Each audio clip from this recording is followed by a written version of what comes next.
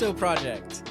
This is a podcast for people engaging in the never-ending process of expansion and growth. So the purpose of this podcast is to expand and grow through awareness, introspection, and stillness. We fundamentally understand that relative to all there is to know, we know relatively nothing. So with this in mind, we will consider and reconsider interesting perspectives, ideologies, and strategies for the purpose of self-actualization. Josiah, what's happening, my man? How you doing today? I'm good. Good. It's Saturday morning. It is. Yeah. Our first Saturday podcast. Yes. Gosh. A bit unorthodox for sure. Yeah, but it's got the creative juices flowing. I feel like we're ready to have some dialogue. Mm-hmm. So, what are we talking about today? So we're talking about, I think, adaptability through the lens of failure, right? So, Yeah. How many times have we failed? Where it's been or seemingly catastrophic? What did we learn from those failures? Yeah. And then we want to examine maybe some other monumental failures throughout history, recent history. Yeah. And then talk about, those examples. There's a power in failure. There's an opportunity there, and I think that's what makes it so fun to do a podcast like this about adaptability, is to see how we can turn some of the most devastating and debilitating and often crippling experiences of our lives into a net positive, into something that goes on to be a source of fuel or meaning or purpose, or even perspective that creates happiness. Yeah. So, yeah, are you ready to recount all your greatest failures today to our audience? I'm just kidding. Sure. You probably would actually be able to do that. That seems pretty scary to me, but I'm going to do my best. Yeah. It's all good. Okay, cool. So first question up for us, get us going. As a leader, what failure has most shaped your perspective on success? Well, I'll say in a very broad sense, learning that, or when I failed as a leader, seeing it as leadership in a constant state of evolution. Yeah. Not that I, had already arrived and become a leader and that is it. Like I'm supposed to be, a particular way when it comes to leadership. So It can feel that way though. yeah, well, I think that's the biggest, one of the quickest failures that a lot of leaders have. Yeah. And depending on, what your perspective is after that failure, I think shapes how you will lead going forward. So I like to lead always in a learning mode, always asking myself, what am I missing? So then that way, whenever I actually miss it, I'm like, man, that is the one thing I didn't see in my process of trying to determine what I was missing. So, so I think that's learning that becoming a leader isn't definitive. It is a process, and that's how it's reshaped my perspective on success. Yeah. It's so interesting to me, when you say that, I think about how performative leadership is in our American work culture, and how it's the day that you get promoted to a leadership position, inexplicably, there's this pressure to just be infallible and to not make mistakes. And if you do make a mistake, it's like a gasp. How could you? You're the leader, supposed to be our rock, and I think that is so foolish and short-sighted and silly, but it kind of permeates our culture. So just some interesting food for thought. Question about types of failure. I find that, for me personally, when I feel as though I've failed people that I'm connected to and that depend on me, those are the failures that I often take the hardest. And we can kind of dig into some of these and process maybe a little around why and how and all that good stuff. But Are there any hallmarks of like types of failures that seem more salient or emotionally painful to you than others? Yeah, no, when I think the failures where I'm inconsistent, I think whenever you're looked to as a leader, most people that are looking to you are looking to you to be consistently who you are. Yeah.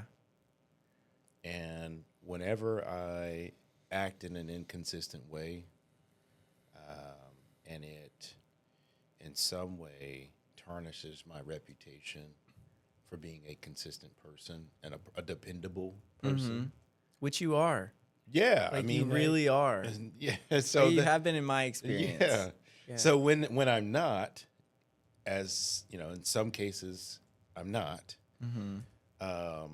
It's been pretty hard for me to handle. But what Yeah. I've learned is that I have to accept the loss of the reputation or the optics or whatever it is. I have to accept that, and then do my best to leverage that accountability. Use it as a teaching moment. Use myself as a teaching moment for others. Right? That's what I was about to say is you're doing that Yeah. personally. Because oftentimes there's really unless you're fortunate enough to have a coach or an exceptional leader, right, that is in your corner and that is actively trying to help you progress through your journey of learning and self-awareness and growth and understanding.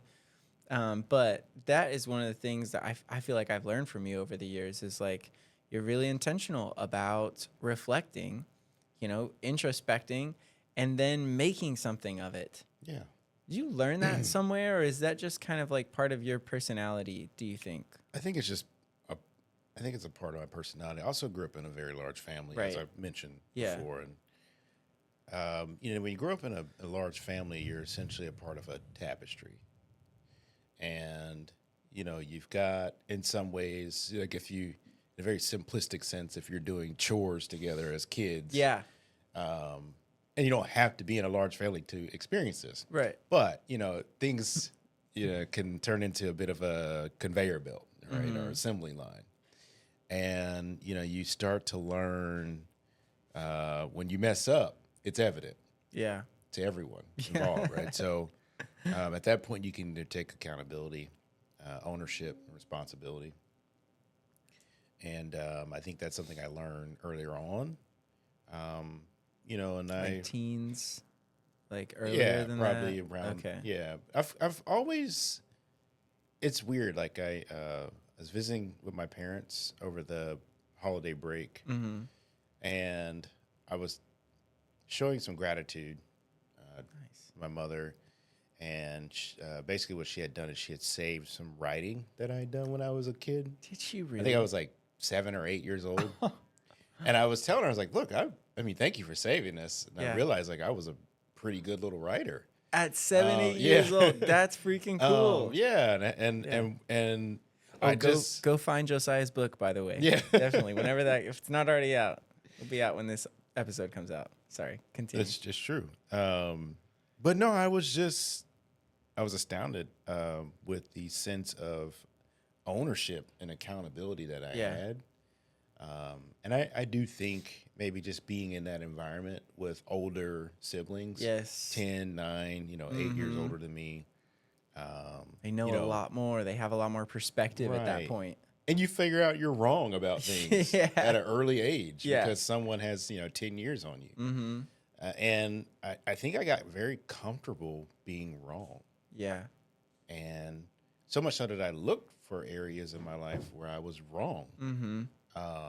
Later, the older I got later in life. And so now as a leader, I think the best thing that I can do is surround myself with advisors or people that, can point out that I'm wrong on things, or even just say like, hey man, this is something you haven't considered yet. And if I spend my time fighting them on that, then it's not, I don't think I'm going to evolve as quickly. I don't think I'm going to leverage that sense of ownership and Yeah. accountability that comes natural. What are you fighting there? I'm fighting myself. Yeah, Fighting my growth. fighting yourself, Yeah. fighting your own Yeah. progress. Yeah. But it doesn't feel or seem that way in the moment. It doesn't. seems like we're fighting for something worthwhile. But I think we're really just kind of, we're trying to combat our own fear in many Right. ways. We're- It's easy to give in to self-preservation. Yeah. You know, Is that our most basic instinct? It is. Real survival, aka self-preservation. but it sits on a spectrum. What's Yeah. on the other end of that spectrum? The whole, the community. Self-actualization. Okay, interesting. Yeah. I didn't know which way you were gonna go with that. If it was like a self-sacrifice, or I honestly didn't expect self-actualization. But there's this. I love the juxtaposition. We see this in books and movies often between the self and the community, or this kind of, if we were to like broaden this out to a global scale, individualistic cultures and societies versus collectivistic cultures. And it's a totally different frame of reference. And I've kind of vacillated over the years. I think, I really identified with the individualistic, like achievement orientation really early on. And then I kind of, I felt as though I evolved into more of a communal mindset of like, it's not about me, it's about us. And it's about like, not just us as in like our team, like I played a lot of basketball growing up. So not just about us winning, but like, maybe it's about our state or our country or our species, Right. It's like it can keep expanding. Yeah. But to present day, I kind of look at it, and I still have notes of that. Like, I want to see humans flourish. Like that really has it. That really moves me. Right. But at the same time, I think that overall human flourishing, it doesn't happen through martyrdom necessarily, and that the sacrificing of self. I think oftentimes, like, we do need to go, do our 40 days of wandering in the desert or whatever it is. It might be a bit of a solo journey where we learn something that is absolutely critical, vital for our development. So I guess now I just see them as both having their place. I took as kind of yes, it's on a spectrum. So Yeah. they're varying degrees, but you're always using both poles. yeah, So you just have to make the determination. When I find out that I have failed, do I gravitate more towards self-preservation in my response to that failure? Yeah. Or do I gravitate more towards self-actualization yeah, in response to that failure? How do I optimize myself? How do I grow? How do I become better? So then that way I don't let myself down and let my environment down and let my species down. right. And ironically, it begins with paying attention. Because, this isn't just immediately available to us in our awareness. I mean, it is, but also we're so distracted Right. that it can be really hard to see it. Here's a good example. Yeah. I love a good example. Yeah. I mean, everyone knows in recent history, who Tom Brady is. Yeah. Or everyone knows who Michael Jordan is. Michael Jordan? Right. Never heard of that guy before. Right. So when these guys were doing their thing, maybe, in the back of their minds, they were thinking, I want to be the greatest, or I want to be, in the Hall of Fame, or I want to change the game of football or basketball forever. Maybe. Right? It's possible. But they were much more likely focused on the moment, their improvement, their team, and the game, right? Oh, that definitely. They were in. Yeah. Yeah. The season and what they wanted to accomplish and how they weren't going to be the one that let the team down, right, or let the organization down, or let themselves down. And in doing that, every single day or every single moment, even, when it came to preparation, watching film and being like, man, I did not make the best move there. Right. Or I didn't read that coverage correctly. Yeah. They didn't waste time accepting the actuality of their actions. What do you mean by that? So there's a difference between reality and actuality, Okay. in my opinion. Please explain. Well, actuality, I think, is much more well-rounded. Okay. It takes multiple perceptions. It takes multiple realities to really build it out. But reality is simply your perception of what is actual. Oh my gosh. Okay. So I think what happens is, in a lot of cases, when we fail, at least I would say for me, Right. when I fail, I have to make the determination between gravitating towards my reality, making some excuse or blaming someone else or, whatever it is, which will in some case just preserve how I feel about the failure. Right. Yeah. And then I have to, on the other side of that, I have to actually reconcile my reality with actuality. Yeah. I have to ask or get feedback from my audience, from participants. Yeah. The my stakeholders teammates. of the environment. Stakeholders, Yeah. yes. I have to go and look at the actual film and say like, oh, yeah, man, my reality was off. Yeah. So, I think when we waste time in doing that assessment and then accepting the results of that assessment, Yeah. we stay in a reality and we don't build out our reality with the comprehensive actuality Right. of what happened, the event. Wow. I really like that. I gotta say, I've never considered the differences between reality and actuality, but it is like it's more comprehensive. You were also talking about how we preserve our feelings around the failure, and it just makes me think. Immediately I was like, why do we do that?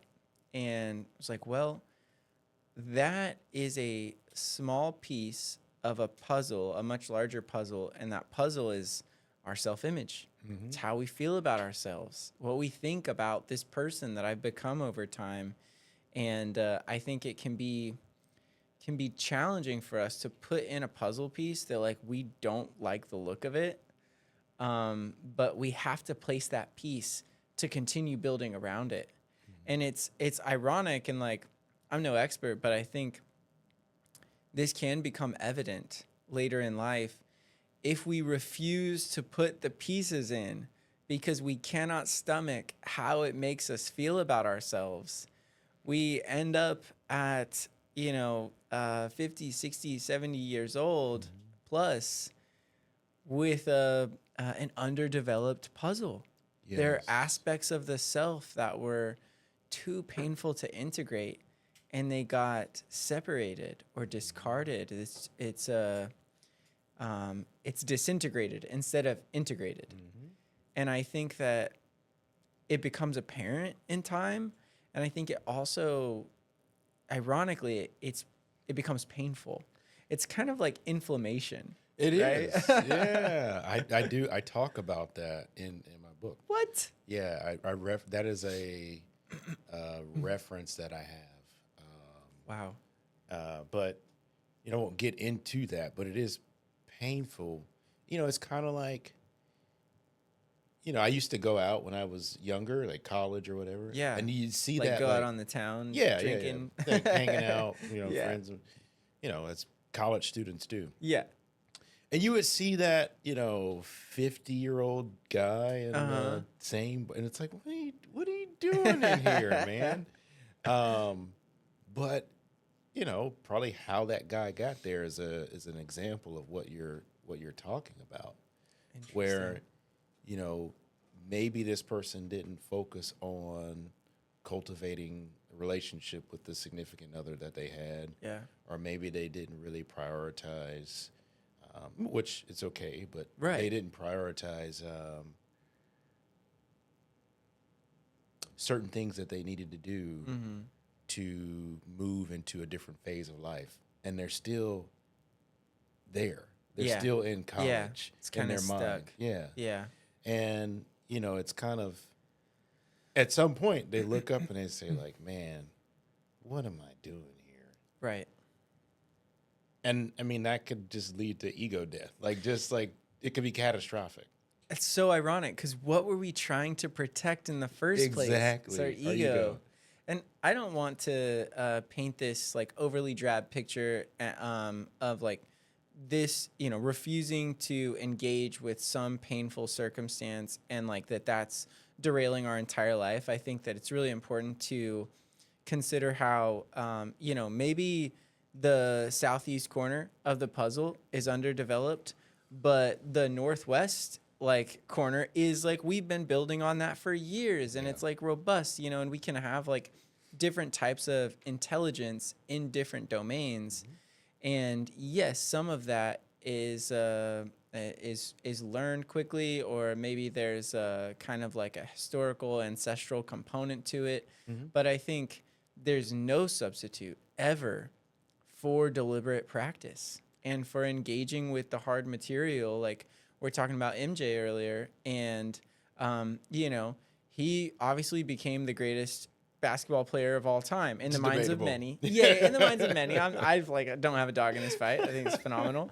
But at the same time, I think there are many people who would claim and like believe it in their heart that he was just so naturally gifted, so talented, genetically, whatever, his mindset, that he was always going to be the best. Right. But there also is a huge group of people, and I think people who are really familiar with more of like the mechanics and the story, the background, that would tell you, you know, he outworked everyone. He had this relentless need to improve, and you know, like the talent only got him so far, and he was a good steward of that talent.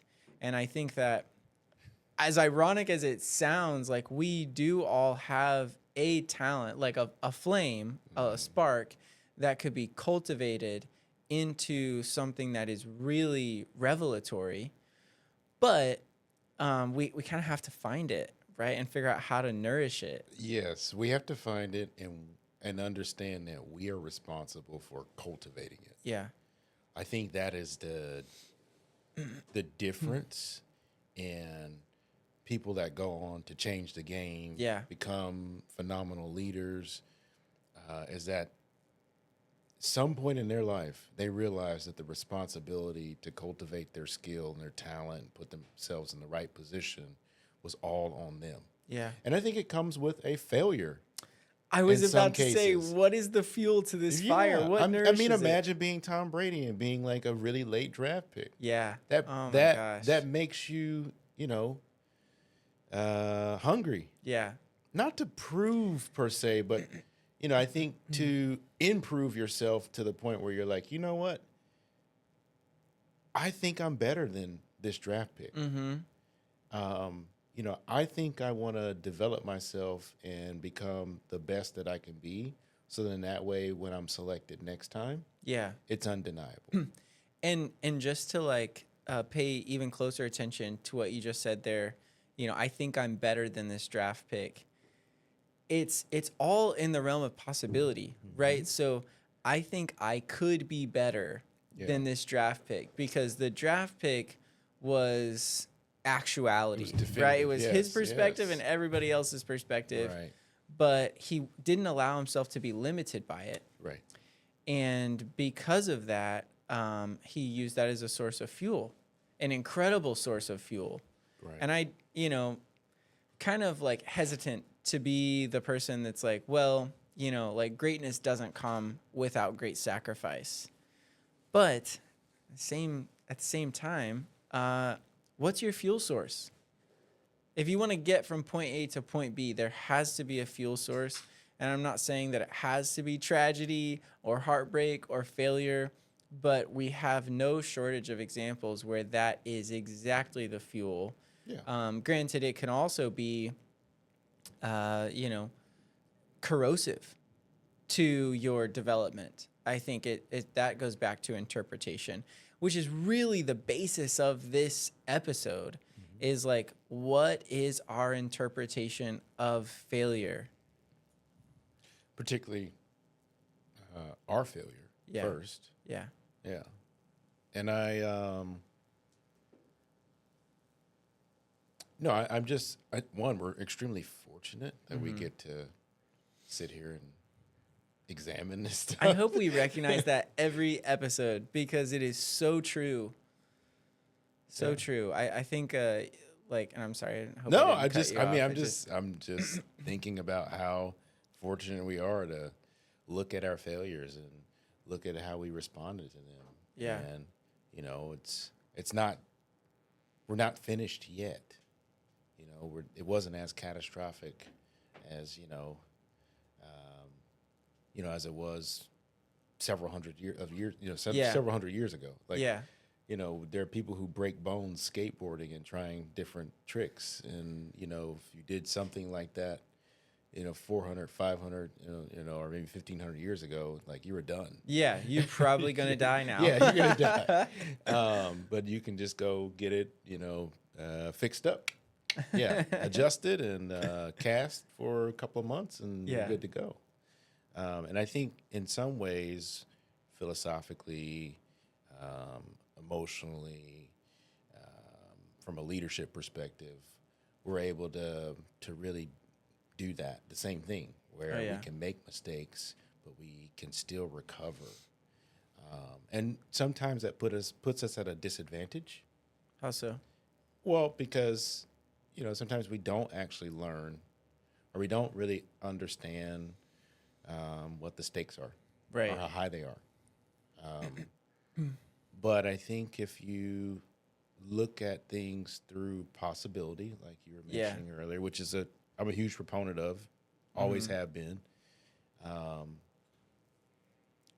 then you're seeing that you can make the same mistake again and again and again, and you can never get out of that cycle if you don't change your mindset around your process, right, and seek to improve yourself. Yeah, a perfect segue for I keep coming back to this in my mind, this difference between reality and actuality, and I think it's perfect for how we process our failures. Specifically, like, I know I was just telling you, before we got up here and started recording, just about how I had a tough week, and started getting really down on myself, and was just like, I keep messing up and I keep letting people down, and it's like, and I think that when you take on more responsibility, there are more opportunities for failure. Oh yeah. Right. But there's also a huge difference between reality and actuality here. My perception of the situation and how it unfolded versus the greater, more holistic understanding of like what precedes what. So, just to some of our preparation that we did before the episode, talking about Abraham Lincoln and his, just how he kept losing elections, and he had these failed business ventures. Life was just beating him down. Not to mention, he had, from what I've learned, severe depression. Back then I guess they called it melancholy. Yeah. But just not an emotionally smooth life at all. Yeah. But and in the moment, I'm with each failed business, with each failed election, I'm sure it was devastating. But lo and behold, it's preparing him to be the kind of leader with the emotional strength and resilience to do what very few men were capable of doing at the time. Right. Just having a very unpopular opinion and just running with it. And being able to articulate it very well. I remember reading, I think it's the beginning of Barack Obama's Promised Land book.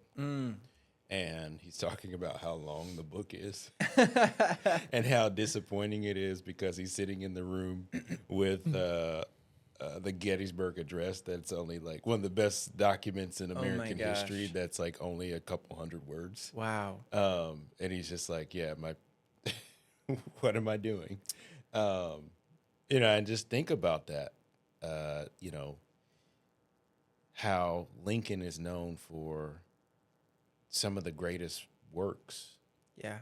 Not just a work, but multiple works in American history. And one of the greatest civilizations to ever exist. And with each failure, he refined his approach to get to what we can look at today as inspiring. Right. Where we don't even see the failures. We have to go and look the failures up. Right. To really understand what they were, because they're so small compared to his success. That's so true. We don't see them. We don't see them under the umbrella of his success. Yeah. Right? Yeah. And that's why I love reading about, people that have, passed on and they've done a full body of work, because I like to see those inflection points. I like to see where they refine their approach. It's inspiring to me. Yeah. To be able to understand that, because, I'm hitting multiple inflection points myself through painstaking failure. Yeah. And, I think when I read those accounts, it just helps me realize that I need to keep moving and I need to keep learning. Yeah. Growing. And maybe one day I'll have an umbrella of my own. Yes. Well, it's interesting too, because I think whenever we have failures, if there's a little buffer there of success, it makes it easier to keep moving forward. Yes. But sometimes that's not how it shakes out. Sometimes we have failure after failure after failure, and it starts to chip away at our belief in ourselves. And, for better or for worse, when we aren't believing in ourselves, it makes it very difficult for other people to believe in us as well. Right. So I don't know. I just think it's an interesting feedback loop. And it also has some kind of relationship to like the depth and the trauma of that failure has a relationship to the magnitude of the success. There's this years and years ago, I heard this idea that pain and suffering are they're agents of like junk removal. Essentially, they're carving out space and creating a container for us. And with that expanding container that's like widening and deepening, we can fill it with anything from that point. But prior to the expansion, it was a smaller reservoir, and only so much could fit into it, good or bad. But through this expansion that happens primarily through these really challenging situations, crippling failure, we open up the possibility for holding greatness within us. And I just think that is true in many ways. And the degree to which we understand that is going to be predictive of our ability to leverage it for our benefit. Because if we don't know, right, and we just think that failure after failure is bringing me down, because you kind of are moving down as that container deepens, that it might not be apparent or obvious that we could then leverage that. Or like Michael Caine likes to say, I love this quote where he talks about use the difficulty. Have you heard this before? You remember the story behind it? He's like is early in his acting career, and if I'm butchering this, everyone please forgive me, but this is how I remember it. Well, and I think Michael Caine is in like the guy that's in a lot of the Christopher Nolan movies. Yeah, he's and I've only ever known him as Batman. an older actor. Yeah, right. Yeah. So I'm good. Right. So early in his career, he's trying to get on set, and the scene before his a chair had gotten moved and kind of wedged in between a wall and a doorway. Yep. And he was supposed to come through the doorway and onto the set. And he opens the door and it opens about 6 inches and hits the chair. And he's like, help, what's going on? And the director is like, use the difficulty. And he's like, what? He's like, use the difficulty. Michael Caine's like, what does this mean? And he's like, well, if it's a comedy, then fall over the chair. Yeah. If it's a drama, then pick up the chair and smash it. Like use this obstacle that is in your way to make things better, to make the performance more compelling, which is essentially the same idea. Ryan Holiday wrote a whole book about it, right? Mm-hmm. The obstacle is the way. Yeah. Which is just fantastic. It's like my kind of book because it just goes through like heartbreak after devastation, after failure, and how they were able to use it as momentum, coalesce around this failure, and draw energy from it to go and do something that nobody believed was possible, but that somehow they had an intuition about because of this reservoir that they've created, this internal, invisible, intangible reservoir that goes on to serve them. It's like their camelback that they take into the desert that sustains them through these incredible journeys that other people won't attempt because it seems foolhardy. Yeah. Yeah. Amazing. Yeah. I mean, I think that's the best way to look at failure. It's, you have to reference it on the continuum across continuums. Right. That's why I don't necessarily take a hierarchical sense to like when I fail, I'm not moving down. Right. I think I'm more moving across. Okay. I'm positioning myself for another vertical. Right. Oh, I like that. Right. I'm always moving up. Yeah. In some way.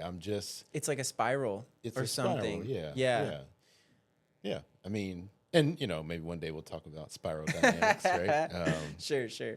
But yeah, it's a spiral. It's a sphere. Mm-hmm. It's I don't know. Not a linear person. Yeah. But I don't think any of us are. I think that's our reality. Right. It's not actuality. Right. And I think when we fail, we get out of that linear mindset. We start to think about or reference things that have more utility for not only ourselves, but for our environments, for our families, or, even, like you said, the species. Yeah. And I think that's a beautiful thing.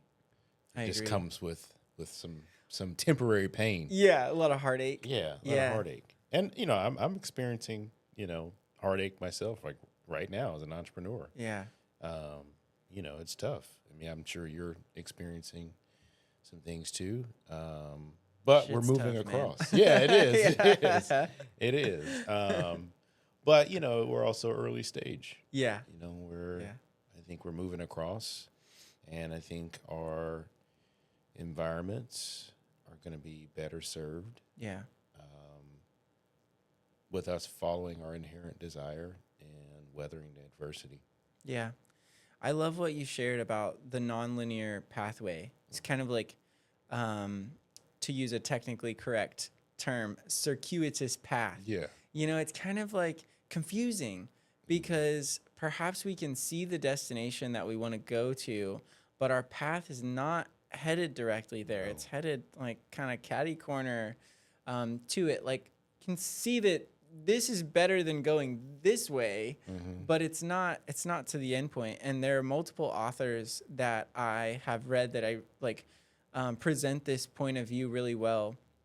Kind of gives me some peace. I'm thinking like Jordan Peterson and Gary Zukov when they're talking about like the journey of a soul and how it's kind of like a homing device. Like it's slowly getting closer, but it's not in the way that seems like most efficient or most rational.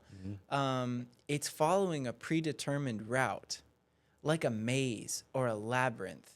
And the not that to make this all about the destination, but like say the destination for this level or this phase of the journey is in the center. And in the center, we have a stairwell or something like that, something that changes elevation. And we are exploring pathways in the maze and finding dead ends, right? And that's a failure. And that's like, oh, shoot, well, I'm not just going to sit here, right? Because that's like sitting and just sulking on the failure. But I'm going to recognize that the behaviors that led me to this point in my journey, some of them were counterproductive. And I'm going to learn from those and I'm going to backtrack a little bit and then I'm going to start anew, right? Yeah. And with each of those successive attempts with consistency and persistence and no shortage of memory, right? Yeah. Recall, memory. Yeah, we can learn and grow and then make it to that center point and then realize, I think as we all do when we hit a milestone or a major goal in our life, this is not the destination. It's not. Yeah, this is just a milestone. Milestone headed towards what? Destiny. Destiny. Now, pause there. Yeah. Because you said learn and grow. And then create. Yeah. Create. Right. I like that word. Yeah. I mean, I think, and really facilitate too in some way, because, we're not, my opinion is we're not really creating, we're facilitating things that are already there. Yeah. And we're referencing our experience, we're referencing those failures, whatever it is, and finding a new way of facilitating those same variables. Right. A new way to believe about ourselves. Exactly. Yeah. Yeah. And I have a good example of this. Oh, yes. There's a movie called Little Fockers. You ever heard of it? No. This isn't Ben related Stiller. to Meet the Fockers. It is. Yeah. Okay, it's like cool. Sequel. Like one of them. Kind of shocked I haven't seen it. It's okay. Okay. But I think, my wife was playing it or something. And I noticed that there are 3 huge actors in it. Yeah. And I think only all 3 of them have speaking roles, but 2 of them don't even have names in the movie. Really? Yeah. And all of these guys have gone on to be great innovators and creators. So Kevin Hart played a nurse. Okay. And you don't even recognize him. He looks so different. Really? Yeah. It's like struggling actor, poor, Kevin Hart. Oh my gosh. Yeah. Like the Kevin Hart we know is extremely wealthy. Right. And successful. Nick Kroll plays a doctor. Okay. And then in the end, Jordan Peele is an EMT. Wow. And it's just, I'm like, man, these guys are amazing creators now. And I wonder if semi-failed acting careers in the beginning led them to just saying I'm going to find a way to create roles that make sense for me. Right. And so Nick Kroll, he went on to make, what is it? The League, I think, or I don't know. it's a famous show. And then he also went on to make Big Mouth. Oh, Yeah. I didn't know that he made that. That's so cool. Yeah, that's Nick Kroll. Yeah. And Kevin Hart's Kevin Hart. For sure. Yeah. But, Jordan Peele, amazing producer, Yeah. writer. Yeah. And so I wonder, looking back, when they were in these roles where they didn't even have names. Oh my gosh. They were just nobodies. Yeah. How they felt. did they see themselves getting to destiny? Right. Right. You know? I mean, at some point they had to believe, right? Because I think that without that, you really don't have a chance. If you don't see it, it's going to be really hard for anybody else to see it. But also, it reminds me of, just how so many of the greatest contributors to humankind have just been really prolific in terms of the quantity that they produce. They're just creating. And, I think like I have a lot to learn from that because I love to create, but I also want it to be exceptional. And, there's nothing wrong with wanting it to be exceptional. The challenge comes in is that, a lot of work goes uncreated because of fear that it won't impress or inspire or compel. Or be exceptional. Sure. Yeah. And that would in some way tarnish my thoughts about myself or the thoughts that other people have about the quality of my work. And I really think it would benefit me to grow beyond that. Oh yeah. Yeah. Because my best work might never get created if I'm holding back for fear of how I might think or feel about it, or fear of how someone else might think or feel about it. And this isn't like an excuse to produce bad work. Yeah. Right? But just like I think sometimes our yardstick that we're measuring it by is it doesn't have any meaningful criteria. Well, and maybe just reframing a little bit. Yeah. Your best work that you create or facilitate may meet immediate failure. Yes. Cite Van Gogh. I mean, Yeah. Harry Potter. Sure. Oh my gosh, we were just talking about this. Yeah. How many foolish publishers? Harry Potter's rejected by 12 publishers before turning, the author into a billionaire. Right. Yeah. Oh my gosh. And cultural phenomena. Oh yeah. Yeah. Right. A work of art that changes everything. And fortunately, that author got to see what their work would become. But your best work, in some cases, may not lead to recognition in your lifetime. Yeah. Yeah. And like finding peace with that is, wow, what a worthwhile endeavor.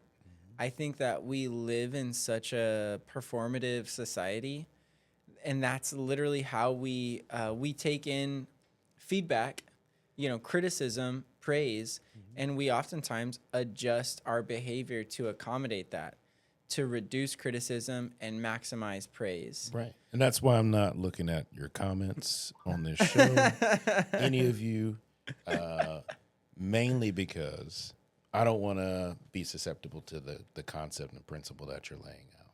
Yeah. No, that makes a whole lot of sense. And I think there's a lot of wisdom in that, in creating for the sake of creation, because we're really like this. I think the last episode that we recorded about progeny, and it's like what we bring forth into the world, it's going to take on a life of its own. That's the point. It is. So beautiful thing. Yeah, it is. But it's like, to try to control that, it's really a form of like restraining it. And like when we restrain something, we are keeping it from blossoming and becoming whatever it's going to become. It's a prodigious failure on our part. Yeah. Yeah. Like Blockbuster. Like Blockbuster. Choosing not to buy Netflix for $50 million in the year 2000. Yeah. But would it have, Blockbuster and chill doesn't sound nearly as compelling. No, it doesn't. Netflix and chill. that's why they went out of business. That's why they went out of business. They couldn't figure it out. Can't Blockbuster and chill. You can't. Nobody's doing that. I can't imagine the Blockbuster and chill Ben and Jerry's version. Like, it just doesn't even make sense. No way. What's in there, right? You ask your crush to like come Blockbuster and chill with you, and they're like, "Are you gonna hit me over the head?" Yeah. What blocks are we busting here? Right. Yeah. Right. Yeah. What are some other examples we have here? Steve Jobs, right? Oh man. Fired from Apple. And how? So I don't know how familiar you are with the story. I imagine probably fairly familiar with it. But he obviously went on to. He didn't just go on a sabbatical, right? When he left or was asked to leave Apple, he went on and did some really cool things and had some great success. And I wonder if we hear the stories of the egotism and the aggression that really plagued Steve Jobs leading up to his dismissal from Apple. And I wonder how being forced out of this behemoth that, I mean, like, granted, maybe it was, not then what it is today. Yeah. But still, Yeah. I mean, an incredibly successful venture. Yeah.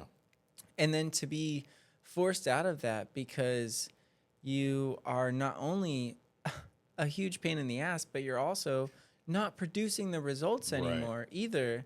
Just like a wake up call, boom, goes like what is it? Next in Pixar. And then, leverages this momentum to come back home. And to that's like, gosh, that the example about the labyrinth, the maze, finding a dead end, learning from the experience, finding that center point and using that to elevate, like what Moving he did. across to move up. Yes, exactly. Up. Yeah. He moved horizontally and then found that stairwell. And that like propelled him to, Apple arguably being one of the greatest businesses of all time. Yeah. All because of an extreme failure. Yeah. And I think all these examples kind of, and I'll just reiterate, I don't think we ever move down. I think we move across and up. I think because time is always moving forward, at least the way we perceive it. Yeah. And then we're always growing as a species. Yeah. So you're always going up to that, far right quadrant. I feel like I would challenge that a little bit just because I think that we operate in probabilities all the time. And I think that whenever we have a failure and we interpret it as a statement of who we are and our inability, we move down a little bit because we reduce the likelihood that we will succeed. And this is based in no real measure of of actuality. But our reality at that point in time is that we cannot do it. And we have the evidence before us that we cannot do it. And I think the degree to which we believe that we can't do it will prevent us. It's a straitjacket. Right. It prevents us from producing. And so now, of course, we can move down. We can also have insights and epiphanies and revelations that are like, wait, I was wrong about that. That was a misguided assumption. I was so devastated by my failure that I had my my face in my hands, and I couldn't see that I just reached a dead end here. And I'm gonna learn what behaviors produce this outcome, grow from them, and use it to move back up. And I probably was belabored the point. Well, I mean, I guess the question is, do we actually attenuate who we are, or are we simply misinterpreting who we are? Both. I think that we believe that we are diminishing who we are. I don't think that that's actually possible in actuality. And that's all I'm saying is that cool. We're always moving across and up, but maybe we pause. Right. Maybe we're stagnant. In our minds, we're moving down. Yeah, and our Yeah. minds are moving down. Yeah. But that's how we perceive it. We buy it. We buy that lie. Yeah. Really. And we're really just stagnant. Yeah. We just stop. And sometimes, to your point, reflection happens. Yeah. Introspection happens. Mm-hmm. And that's great. I think failure facilitates that. Yeah. But yeah, I don't think we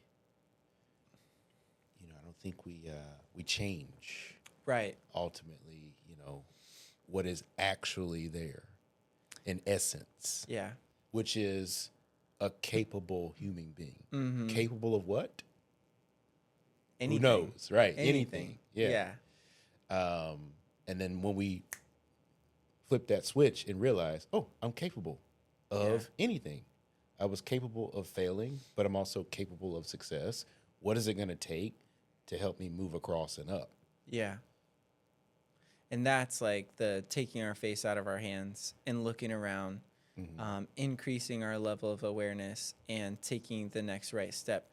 And I think that we can't get around the,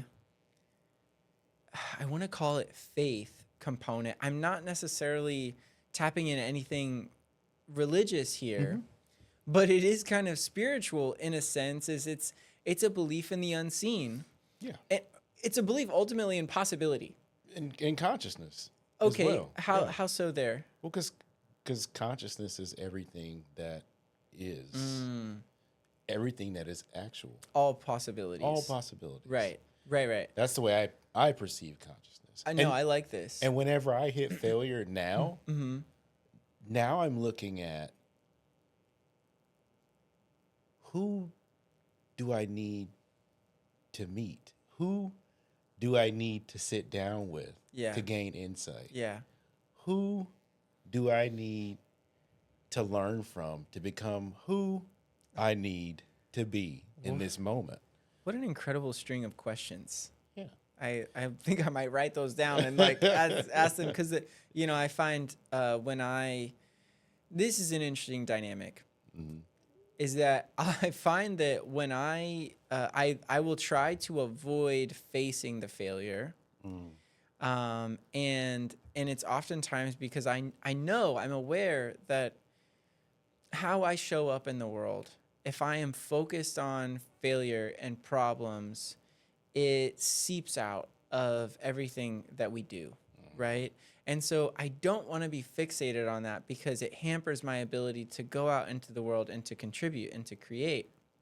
However, it is so important that sometimes I pause and I face the failure and I'm like, I think if I was able to reframe a little bit more quickly, right, and not paint the failure as something that is dark and negative and crippling, but as an opportunity to grow, then it wouldn't be such a huge emotional shift, right? Because I'm having an emotional response to my perception of that failure, Right. as opposed to, I think that you do a good job of this. It's just like, it is what it is. I'm always capable. Yeah. I'm inherently capable. I think all human beings are inherently capable of whatever it is that they will accomplish. Yeah. Myself included. So whenever I'm leading people, I lead through that lens. No, you're capable. Right. What do we need to do? Who do we need to get you in front of? How do we need to refine your process? But it's never, in my opinion, it's never that the person is 100% incompetent. No. Whenever they arrive at failure, there's something about their environment or them that is failing them. Yeah. And there is a solution in that. Right? It's so tempting, though, to oversimplify it and just label somebody as incompetent or a failure. I know. It's easy. It's easy.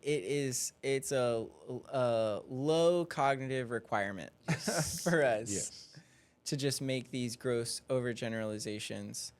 But in leadership, especially, it's damaging. It's damaging. And I think it's one of the more negative things, one of the more commonly negative things that leaders do when they're unprepared to be leaders. Wow. And I've seen that. Yeah. I'm experiencing it. Well, it's like, are we ever fully prepared to be leaders? I could actually make a case for yes and no here, because the question's kind of faulty in and of itself. Well, let me reframe it. Yeah. Prepared to evolve as a leader. Yeah. Which is really a function of our perspective and how we're going to interpret the events and the people around us.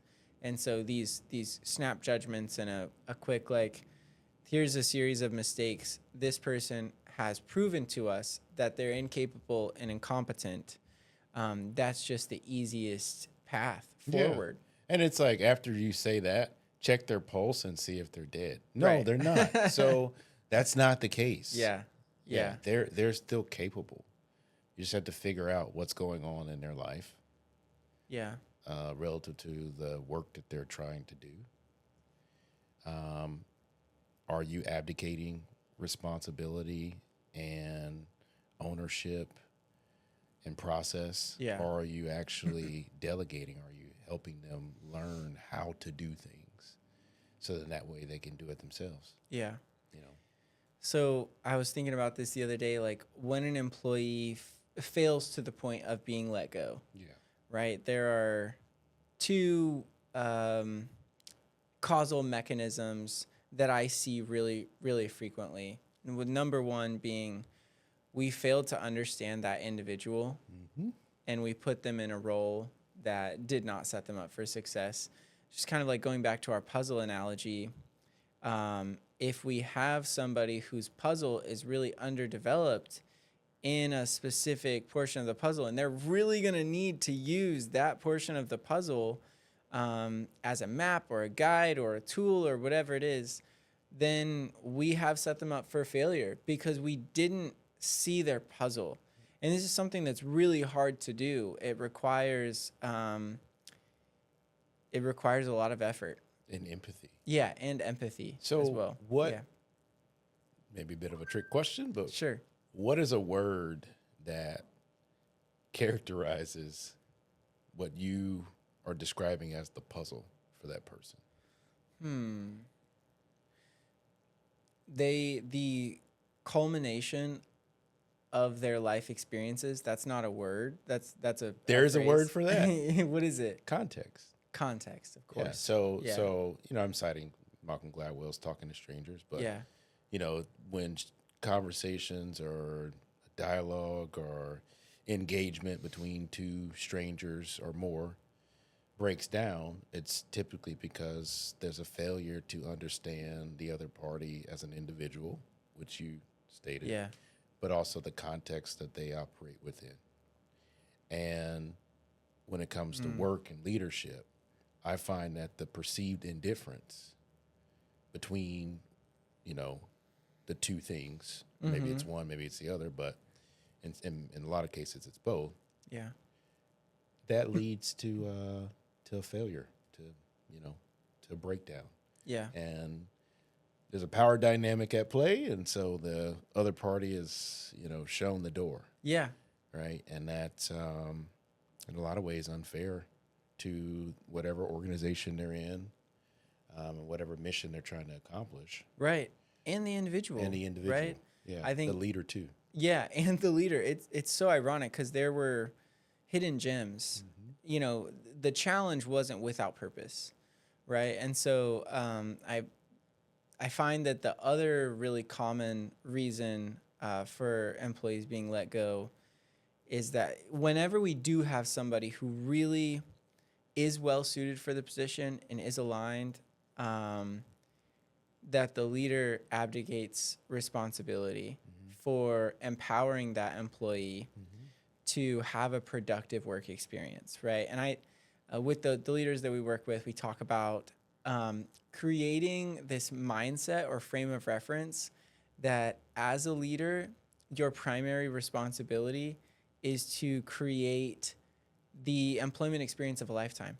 Conditions. For your people, the conditions, yeah. right? For them to yeah, thrive. so that could look like resources. It could look like coaching. It could look like simple as being a sounding board, as having a one-to-one that is not a status meeting. It's not a status that's not meeting. like a where are you on this project, Oh, but my like God. where are you in your life? Yeah. Yeah. And not sitting at the door waiting on them to show up at a certain time. Yeah. But understanding that, hey, as long as they show up between this range of time, it's okay.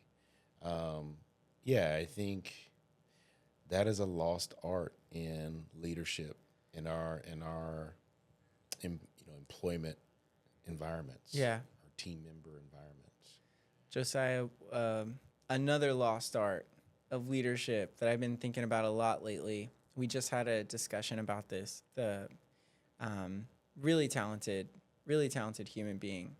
I was trying to describe this idea of 2 ways to lead, and there are tons of ways to lead, right? But these are just 2 that I see very common, and they require different levels of effort and energy, and they create different long-term results. One is something that we're all familiar with. This is the command and control.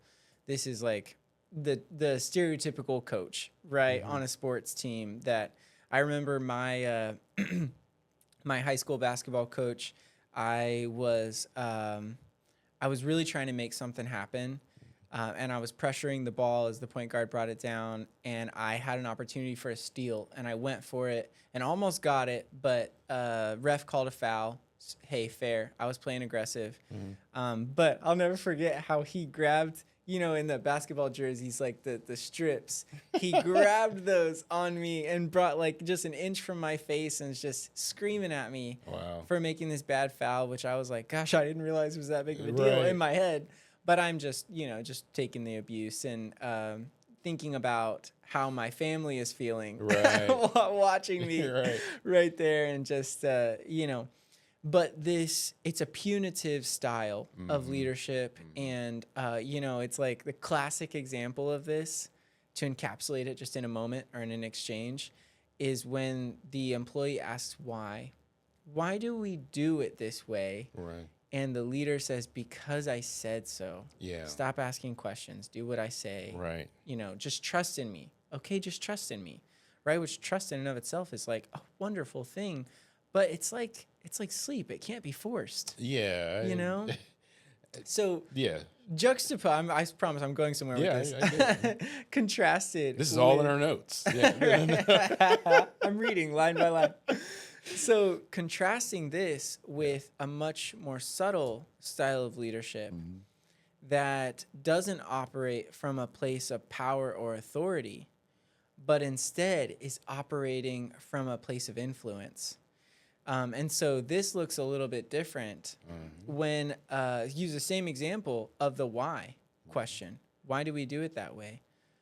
Let me share something with you. Yeah. And the leader operating from influence recognizes that when an employee asks why, this is an opportunity. It's also a bit of a failure, right? That clearly, as a leader, our primary responsibility is to connect the dots between action and reason, because that's where we find motivation and inspiration, which leads us to take that action that we need to attain the goal or whatever.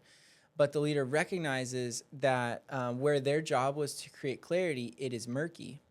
And they leverage it as an opportunity to say, let me share a beautiful vision with you and get you excited about it and inspired by it, to the point where they no longer need to tell you to do it because you have enrolled them in your mission, and it's not your mission anymore. It's our mission. Thereby replacing the leader's ego, like themselves. Oh, yeah. Yeah. And I think that is I agree. It is a lost art. It's beautiful. Yeah. I mean, to see it in action, it is so inspiring. Yeah. And it's so rare. If our middle management apparatus Oh my in our corporations could understand that. God, what would we do with all the productivity? Yeah. I don't even know. Whoa. Yeah. Yeah, I agree.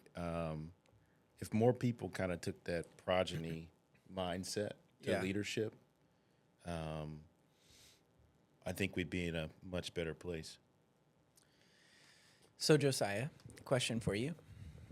I'm curious, over the years, how your relationship with failure has evolved as you've stepped into greater levels of leadership. And I've had the privilege of watching you grow in terms of the scope of your responsibility, right? And, even when the amounts are small, like I think back to my first job out of undergrad, and I was in tech sales, right? So it was like getting over the fear of getting out there, of putting myself out there at the industry events, and and like going into these kind of like higher stakes, higher pressure calls with bigger prospects, potential clients, and just dealing with that imposter syndrome. But that was my responsibility. And I was a leader there. I was leading myself, really. And I was also responsible for leading these clients and prospects in a subject area that they weren't as familiar with, right, as I was, because it was the product and service that we were providing. But, up to founding, my first business, and then second business, and, all of the chaos and stress that comes with that. Yep. And we've had the opportunity to kind of watch each other along that path. But I've never asked you how your perspective or your interpretation of failure has changed over the years. And I'm really eager to know. I think I see failure now as a constant. It's something that I'm constantly failing. Like you expect it? Yeah, I anticipate it. It's so interesting. I'm sorry. I want to hear your longer response. I just, I think it's sometimes in sales leadership and training programs, they will say, expect a no. In that way, you're always prepared for a no, and you just keep on rolling, and you're going to go to the next one. But it kind of reminds me of pessimism, right? And I think we find what we look for. So I've personally just always struggled with that. I think it's also one of those things that it's neither good nor bad. It's both. Yeah. It has its pros and cons, but. Well, yeah, I'm constantly failing while succeeding. Right. So I look at failure like a degradation for a tire. Okay. Right. So, and I think I've talked about this before, but F1, they have, or any type of motorsport. Yeah. They're constantly trying to gain performance while managing the degradation to the tire. Yeah. And I think in a lot of ways, that's how I view failure. I'm constantly trying to get performance, but there is some degree of failure that I realize maybe immediately. Yeah. But in most cases, it's, longer term. So, yeah. How's this different from how it started? Well, I think I only saw failure or I used to see failure as, more definitive. Not something that is just constant, but or growing or impending. I just saw it as either I'm failing or succeeding. It's right. Binary. Yeah. Yeah, and I think now I'm trying to understand in the moves that I make. Okay, so what degree of failure, and is it a failure that I can mitigate or down the road, or is it something that I need to immediately address right now? And not avoiding, but trying to understand the fallout, the impact, and how it impacts the people that I'm leading. Yeah. And how it impacts the environment that I'm working in. And, the product that I'm deploying, how does that, a failure there in some area of deploying that product, how does that impact the environment that that product will exist in? Yeah. As my progeny.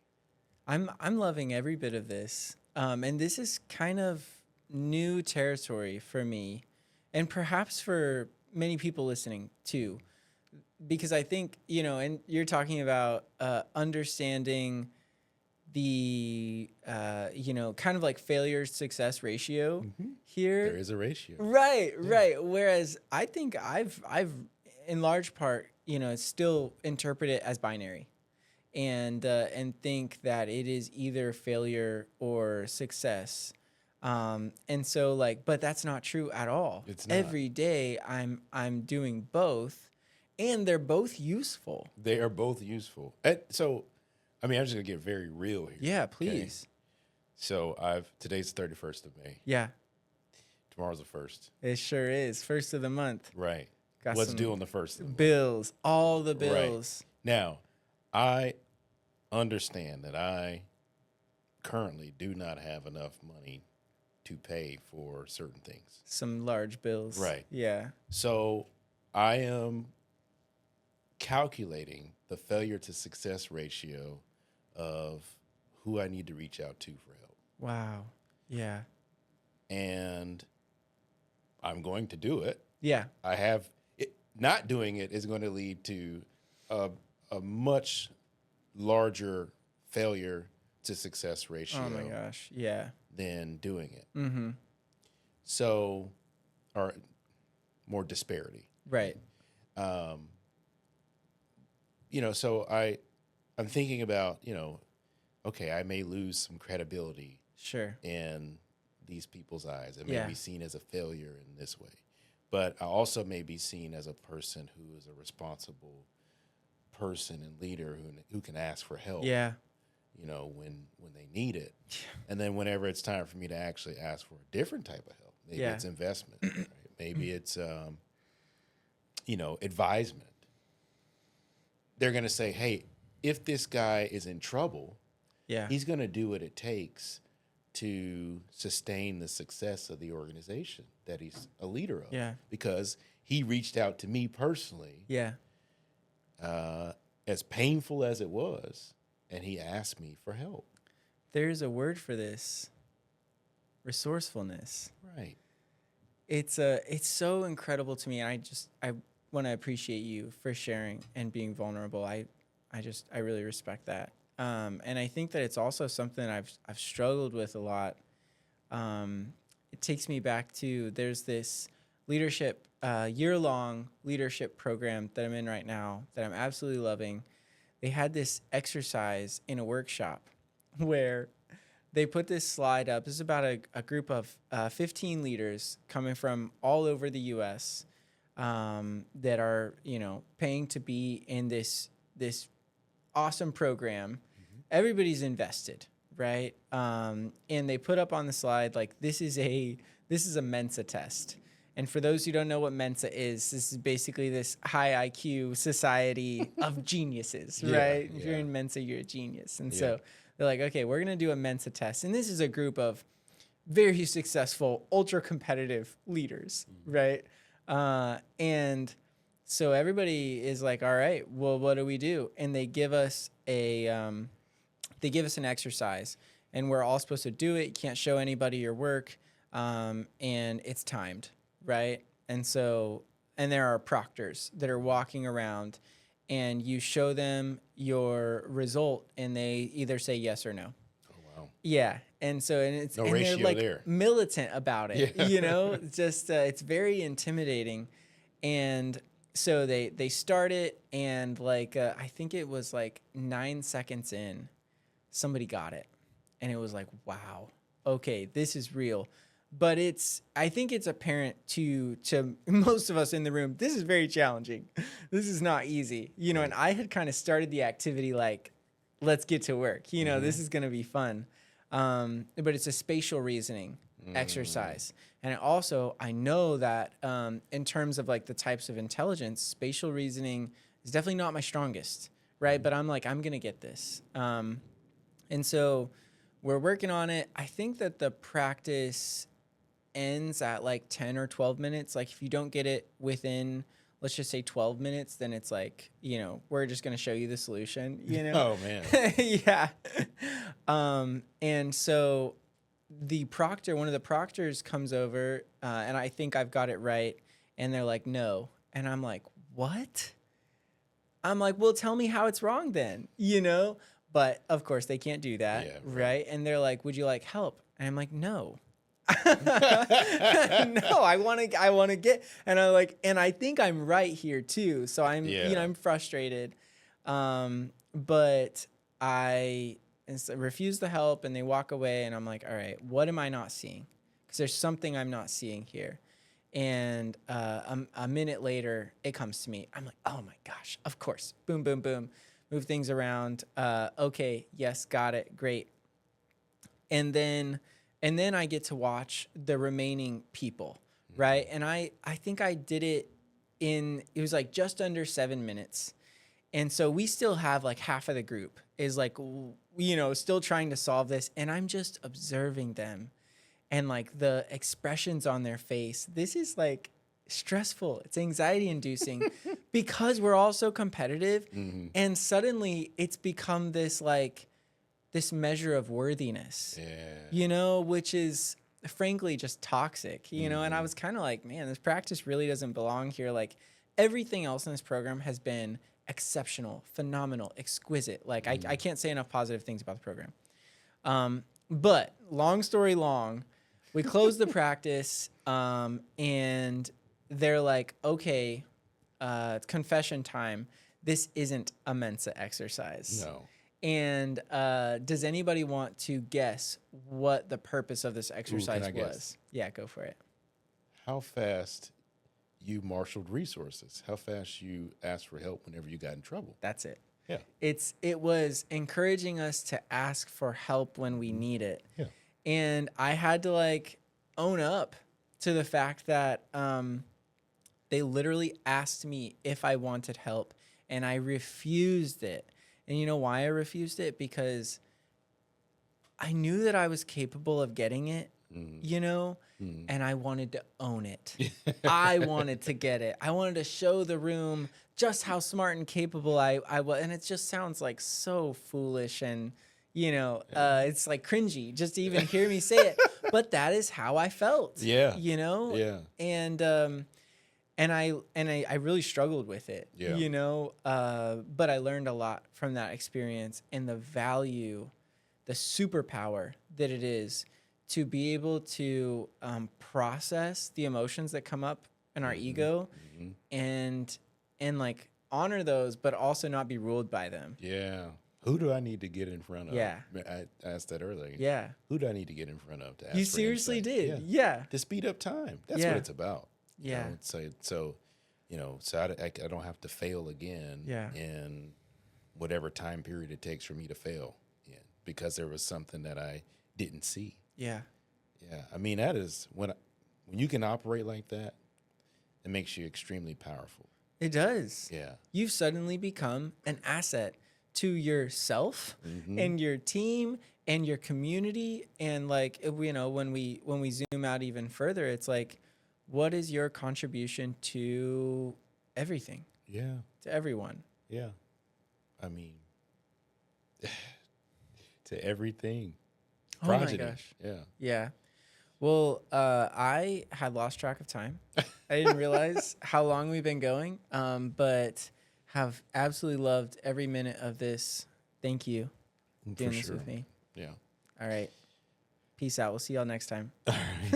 Peace out. That's so silly. The Enzo Project is brought to you by Bolt Human Capital and Noon Holdings. Edited by ELE. You can find the Enzo Project on Spotify, YouTube, or wherever you listen to your podcasts. Music, the song Full Bloom by Jewel and Nuamina.